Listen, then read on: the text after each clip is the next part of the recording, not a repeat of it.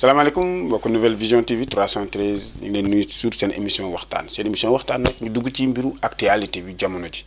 su ngeen xoolee barki Demba Ndiaye dégg naa fi kii di Ndella Madior ñu bari dañ ma woo lu tax waxoo ci mbiru Ndella Madior Diouf bi lu ma ciy waxati ñi ci waroon wax yi wax nañ ci daanaka parce que dañoo leer ne Ndella ba mu dalee def lii muy def nii dafa yàgg ñan ñoo ko ci bàyyi état Sénégal. parce que nit suy def dara mu yàgg ko def gis ci benn nit ku toog tere ko wala gis nit ku toog méttitlu ko nga war a xam ne dafa am lu mu gëmoon dafa am lu mu jàpp moom jàppoon na ne comme daa bokk ci nguur gi wala day ànd ak waa nguur gi rek lu mu def dara du ko ci fekk mais nax na boppam nag tey maa ngi mën a gërëm procureur ci li mu def. xam nga tax ma koy gërëm sax foofu ci côté boobu mooy bu waxtu jotee def di dara jotee wala nit ki def naka su du noonu lu mel nii lañ soxla Ndella fa mu mérité tey man yéenoo ma ko kaso dama koy fara def fa mu mérité tey di ñu corriger ko corriger bi nag du Ndella rek man ak keneen moo ci yam képp ku fi def lu ñu war a corriger nañ la corriger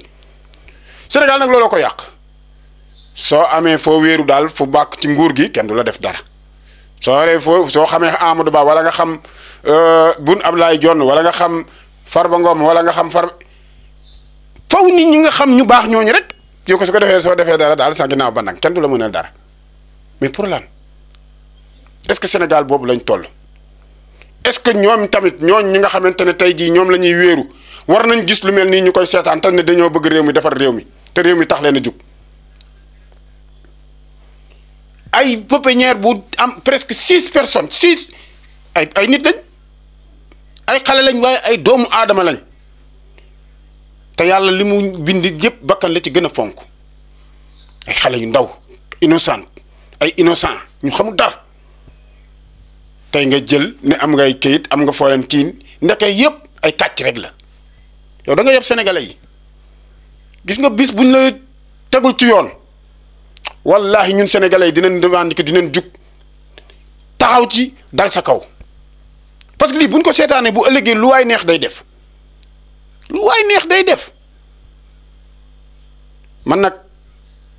soo gisee ma noppi woon dama doon xaar ba xam la ma war a wax doog koo wax mais lii bu ngeen ko lijjantiwul ñun sénégalais yi ñun ñoo koy lijjanti te dinañ dal seen kaw man nag samay wax awma yërmande. Nit dafa am bay luy da nga am fit wax nii de du cadre fit dëgg la man ku ci tegul ci dëgg dama la koy wax koo mën a doon nag soo tegul ci dëgg dama la koy wax. xam nga fan yële maa ngi doon wax ci làmb ji guddee yi nii guddee démb amati na benn bu mel noonu xam nga fu ñuy mujj rayante ci rayante la ñuy mujj te yéen waa CNG yéen ñii la. lu fi xew ba nit gaañu ci wala mu am ci jafe-jafe yéen saa nit waa CNG yéenay gàddu responsabilité bi làmb yu guddee yi c'est pas normal war ngeen ko arrêté làmb xanaa maximum 18 heures war na terminer wala 19 heures maximum nit ñi mën a ñibbi seen kër ci dal xel mu dal mais làmb bu dem ba 23 heures ay 22 heures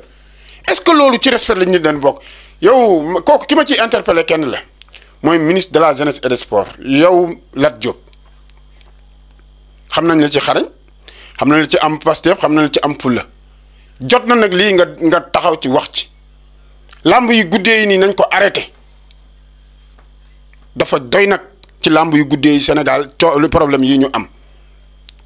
pour lan ñu war a nekk ci làmb boo xamante ne n'importe quelle heure xale yi ay xale ñoo fay dem mais xool leen xale yi insécurité bi am. ci gox yi Pikine gee ñu def rek arène bi déjà amuñu jàmm ñu war fa nekk di xuloo xeex ku ci nekk di saagante di xastante tey làmb ngi war a amaat le 1er janvier ci diggante Modou Lo ak Boy Niang dama amoon lu ma wax foofu di sama caméraman bi sama kii bi dina ko dagg dañu jëm ci làmb ju doy waar diggante Modou Lo ak Boy Niang tëkkante bi maa ngi koy dégg fu ne Boy Niang mi ngi wax lu ko neex Modou Lo mi ngi wax ay waa kër Modou Lo yi mais na ngeen xam ne làmb la que le meilleur gagne waaye nag am na lu ma leen junjoon ca benn waxtaan ca sama télé xarit boobu fa laay delluwaat ma wax leen nu làmb ji demee na ngeen ma xaar foofu yàggatul fan yu néew.